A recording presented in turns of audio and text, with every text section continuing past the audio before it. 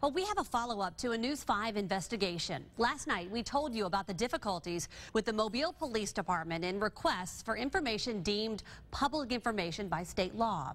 But there is another city agency where public information is also being tightly controlled.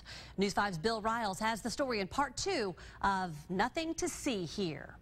Because, again, we were trying to be transparent. Transparency is good. But we found transparency is not always easy to achieve. Lately, Mobile Mayor Sandy Stimpson has been praising the improvements made in the city's municipal court. What hasn't improved? Access to public records in municipal court.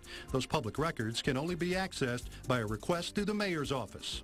George Talbot is the single point of contact for all city public records requests. I would say it's a challenge of organization. Talbot says the delay in getting these public records in court is because of a vetting process to protect private information. There is information that we're charged with protecting. Not every document in this building is a public record. Private information like names of domestic violence victims, social security numbers, or financial information could be contained in court files. But we questioned why someone in the political office of the mayor would be involved in vetting public records.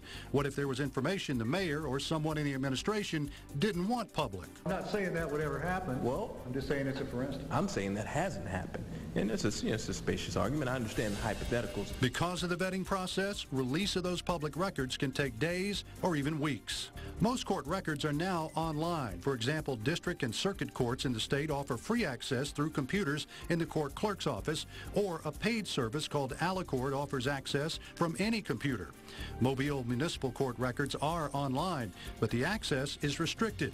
Even bail bondsmen who have a vested interest in some people in the court system are locked out. Really, it's driven by our legal system, our city attorney, who is the arbiter of what's a public document or what isn't. And so there has to be a control mechanism for documents.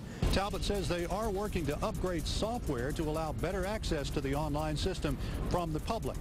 But that's some time away. So in the meantime, if you need to see a municipal court record, expect to wait a while.